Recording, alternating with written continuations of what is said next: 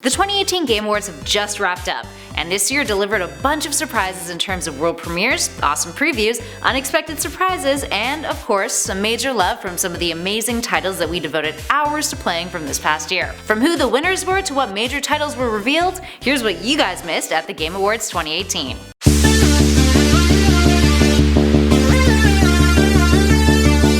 Game of the Year went to God of War, a well-deserved win for the title that revolutionized the franchise. It also won Best Game Direction. Director Cory Barlog from Santa Monica took home that award. It's also worth noting that they also won Best Action Adventure. Best Narrative Game was won by Rockstar's Red Dead Redemption 2, beating out God of War, Detroit Become Human, Life is Strange 2 Episode 1, and Marvel's Spider-Man. Best Performance went to Roger Clark for Arthur Morgan in Red Dead Redemption 2, and Red Dead also won Best Score Music. Best Independent Game went to Celeste, the only other indie game to be nominated in the Game of the Year category. It also won the Games for Impact Award. Best RPG went to Monster Hunter World, and the devs who, upon winning, promised great news for their fans in the next upcoming days, so be sure to keep your eyes and ears peeled for that. Best Sports Racing Game went to Forza Horizon 4. The winner was announced after a bit of a cringe moment where the Mortal Kombat 11 trailer was screened instead of the nominees, but Ed Boon the presenter took it in stride. Best Ongoing Game went to none other than Fortnite. Fortnite also won Best Multiplayer and debuted a new mechanic in their game that went live in the game as of the award show. It's called The Block, which will feature awesome creations crafted by players in the Fortnite creative mode. And last but not least, the Industry Icon Award was given to Greg Thomas. Now for more details on all of the winners, be sure to check out our Game Awards 2018 winners video for what went down and who's bringing home the coveted trophies, because there were a lot of other winners than what we just mentioned. Next up, the world premieres. Let's start off with Journey to the Savage Planet. From Montreal's Typhoon Studios, along with help from 505 Games and Epic Games, Journey to the Savage Planet is an adventure game where you get dropped on a strange alien world by an interstellar exploration company called Kindred Aerospace, with you being left to solve the mystery of what's on this savage planet. Next up is The Outer Worlds. From the creators of the original Fallout game, Obsidian, we've got another space game. And it looks damn good. It looks like a sci-fi version of Fallout, featuring intergalactic travel, a bunch of planets, and super cool space tech. The game doesn't have a release date yet, unfortunately, so you're gonna have to wait to find out when you can just give Obsidian all of your money. Finally got a trailer for a game that features our beloved Marvel characters for the Nintendo Switch. And no, it's not Square Enix's Mysterious Avengers project. Rather, it's a sequel to Ultimate Alliance, published by none other than Nintendo. It appears to be a loose adaptation of the 2013 comic Infinity, and features Thanos and his Black Order, who, fans of the MCU, will recognize as his war generals that appeared in Avengers Infinity War. Next up is Far Cry New Dawn. The leaks were correct. The title of the new Far Cry game is New Dawn, and it takes place after the events of Far Cry 5, after, spoilers, a nuclear bomb was dropped on Montana. In the story of the game, it's been years after the bombing, and now you can explore a post-apocalyptic world. The trailer featured two female villains, twins, who seem bent on conquering this new and slightly mutated world. As they call it, it's the new natural order. And at the end of the trailer, we see that Joseph C., the antagonist from Far Cry 5, is back, admitting that he thought he was bringing us into a new world, but he was wrong. So, does that mean we're gonna be playing as the villains this time around, as the trailer kind of implied? Or perhaps as Joseph Seed? Well, regardless, there is some great news. There appears to be a dog and a warthog as a companion. Yay! Next up is Scavengers. From developers Midwinter, we have Scavengers, the studio's first game. It's another game set in space, with the trailer depicting 4 smaller shuttles being deployed onto a planet from a larger space station, with 4 humans individually on board.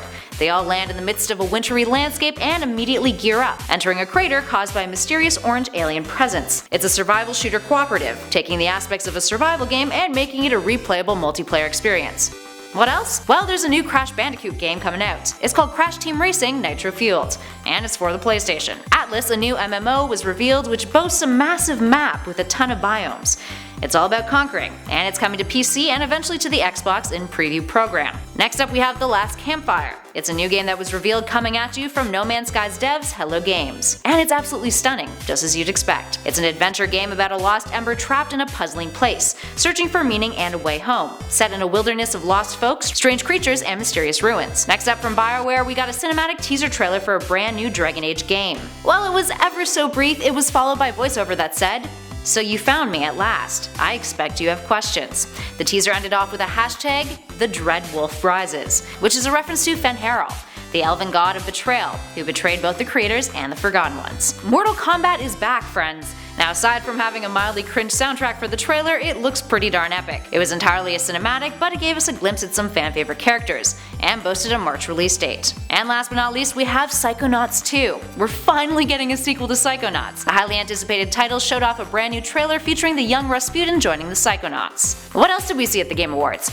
Well, there was a little preview for Fortnite, where it showed off a new mechanic called the block. It was teased in a very short trailer. Now, the block will feature creations built in its upcoming creative mode. It's been inserted in the game in place of risky reels. More on that creative mode later though. Now, what about the previews for games that we already knew were coming out? Well, we got a glimpse of what you can expect from the DLCs for Super Smash Bros. Ultimate. We got a surprise trailer that intercepted the Game Awards that announced one of the upcoming additions to Super Smash Bros. Ultimate, coming from Persona 5. It's the Joker. This is Challenger Pack 1, the first DLC that will be released. Each character in the upcoming Ultimate DLCs features a new stage, new music, and a brand new fighter.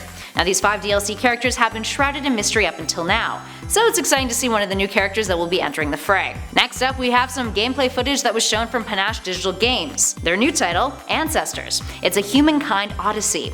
And holy crap is it beautiful. Now, according to devs, the game spans throughout years and years of Earth's history, with the trailer footage featuring you playing as our ape ancestors millions and millions of years ago in Africa. Now, you can check out an extended look of it on their website. We also got a look at DLCs for Forza Horizon 4, Rocket League, and Dead by Daylight, The Darkness Among Us. We saw a new trailer for PUBG and their latest updated feature, declaring that winter is here, which also featured a little cinematic of a bird thankfully not dying while pulling a pin out of a grenade. PC test servers for the update are up tonight. We also got a closer look at several upcoming games as well, including Devil May Cry 5, which boasted a new gameplay trailer at the awards, mixed in with some cinematics, which included Dante. Xbox One gamers can play a demo of the game as of December 7th. Next up is Anthem. We got a new preview of the game that gave us some more insight on the story world of the game and its history. Dauntless also got a nice new little tease, and it was pretty monstrous. Pun entirely intended.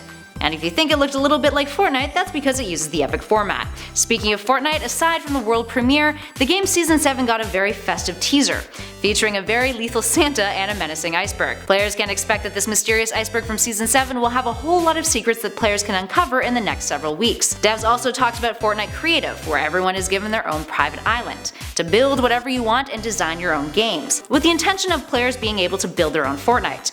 Early access to Creative Mode is now available for those who have a Battle Pass. Now, it's also worth noting that the Game Awards also brought back their awesome orchestra this year, and even opened up with a brand new theme for the awards, which featured none other than composer legend Hans Zimmer, amongst many other notable talents. Alright, there we have it folks. What got you the most excited for this year's Game Awards? Which upcoming games are you stoked for? And were your winner predictions spot on? Let us know your thoughts in those comments below. If you dug this video, spread the love, hit that like button, and be sure to subscribe to Top 10 Gaming for all of your gaming news, highlights, updates, lists, and more. Thanks for watching.